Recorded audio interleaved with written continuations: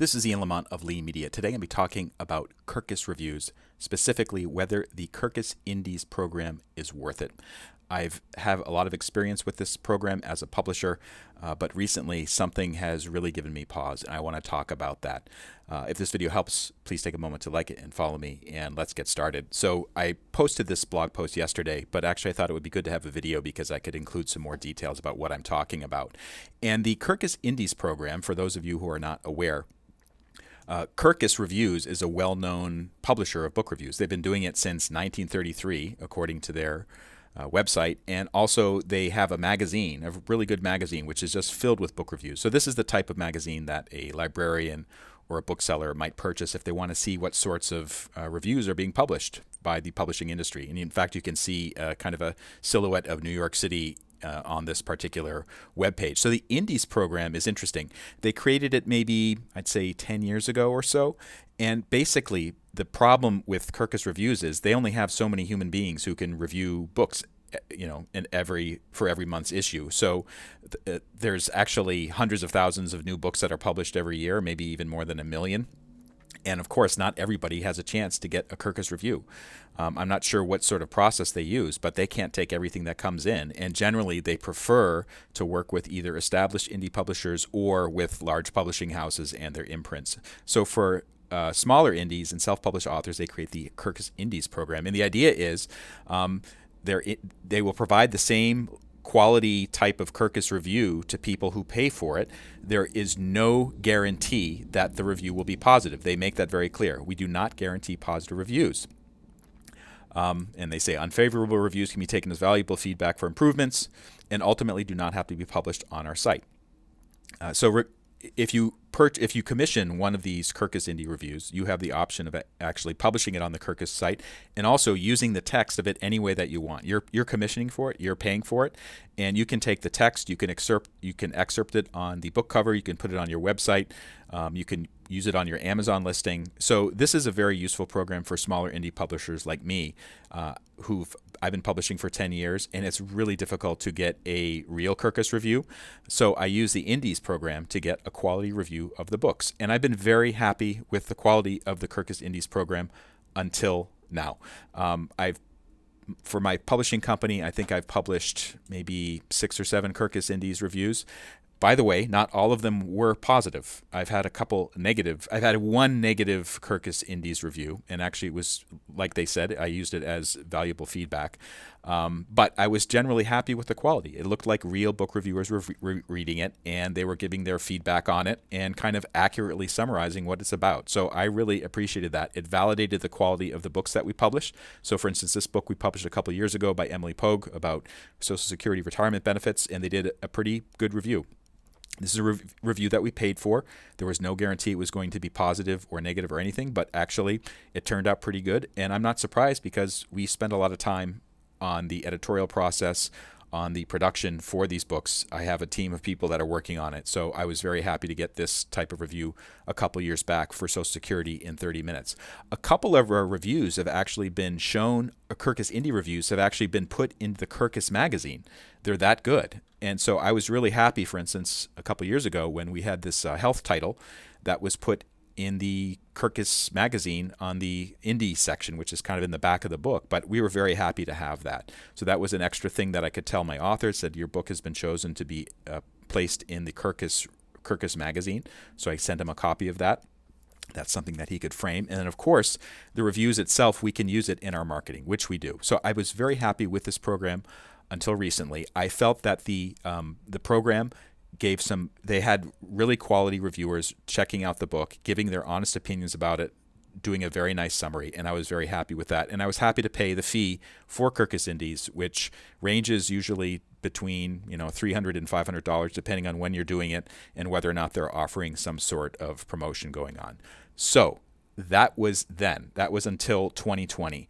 This year, I commissioned another review for a second edition of another health title, not this one. I'm not going to say the name of the title because I don't want to drag that author or the title into this particular discussion. But I got the review back, and it was terrible. There was a couple big problems with it, including a screaming red flag when I first got the review. I just want to show you something for our particular books. So here is an example of a book that we published 3 years ago, Social Security in 30 Minutes. I just showed you the Kirkus review for one of them. You can see that, it's Social Security in 30 Minutes. In 30 Minutes is very prominent. This is actually the series name. It's the In 30 Minutes series. That's the name of our brand. You'll also see some other elements on the page, including at the very top, quick guides for a complex world. That is a marketing slogan. It's like a motto that we live by. The person who wrote the new review, the Kirkus review, for the other book that we submitted this year, they called the series the Quick Guides for a Complex World series. And when I saw that, I knew whoever did this, wrote this review, didn't know what they were doing. They took a marketing slogan and they assumed it was actually the name of the series of the book, and that was completely wrong. There were other errors in the review that we got from Kirkus Indies, but perhaps the biggest thing that was an issue for me was, even though the review was, I'd say, generally positive, the quality of the writing was terrible. So sloppy writing, bad quality. I immediately wrote back to Kirkus Indies and asked them, I said, what's going on here? Because according to your website, you say that our indie reviews are written by qualified professionals, librarians, journalists, creative executives, and more. So I'm assuming anybody who's associated with the publishing industry, first of all, if they're qualified, they're generally pretty good at writing and editing. Yet this amateur hour review that I got back from Kirkus Indies was not that at all. So I asked them what's going on. They responded with kind of a terse statement saying, list all the problems with the review and we'll investigate it. So I sent them here's what they asked for. They said, what are the issues that came back?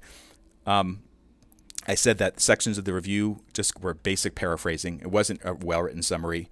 The writing was dull. And then I highlighted that issue with the In 30 Minutes series versus the Quick Guides for a Complex World series. There's capitalization errors. There's other things that were going on there. And I told them, I said, there's no way I can publish this Kirkus Indies review or use it for marketing. It's not negative, but it's amateurish and poorly written. If it were made public, it would reflect badly on my book business and Kirkus. It's certainly not what I've come to expect from the Kirkus Indie program, especially considering the premium price being charged. So clearly I have an issue with that, and I thought that I illustrated the problems very clearly, including the sloppy errors and the bad writing. They came back to me and basically they kind of grudgingly admitted that there was a couple minor errors, including the series error and a capitalization error. But the rest of it, they said, we have an editorial process, we followed it, and we're not going to change anything about that.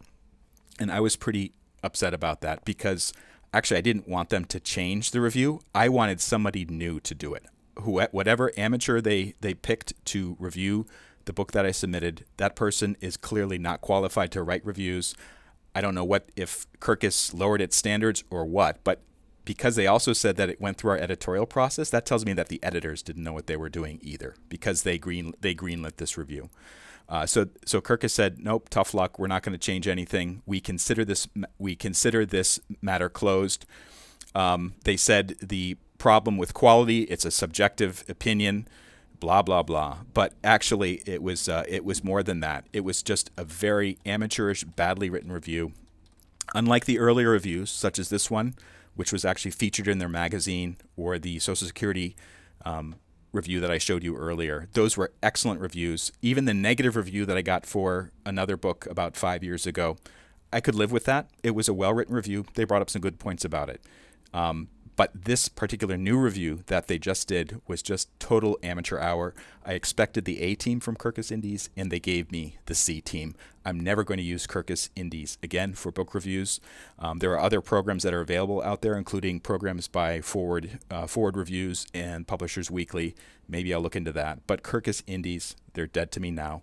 If you're considering whether Kirkus Indies is worth it, my basic summary of it is, while Kirkus Indies used to be a reliable source for quality reviews, it no longer meets that particular standard. Maybe sometimes it will, but in my particular case it won't. And because I've been burned once, I'm never ever going to do that again. This is Ian Lamont from Lean Media. I publish a lot of videos and blog posts about publishing, selling on Amazon, and other types of programs related to e-commerce. If you go to leanmedia.org, click on blog or video, you can see some of the samples. It's all free content for you to check out. I like to share my experience and my information. I've been a publisher for 10 years, and I've been selling on Amazon for even longer than that. Also, if this video helped you out, please take a moment to like it and follow me. This is Ian Lamont signing off. Thank you so much for watching.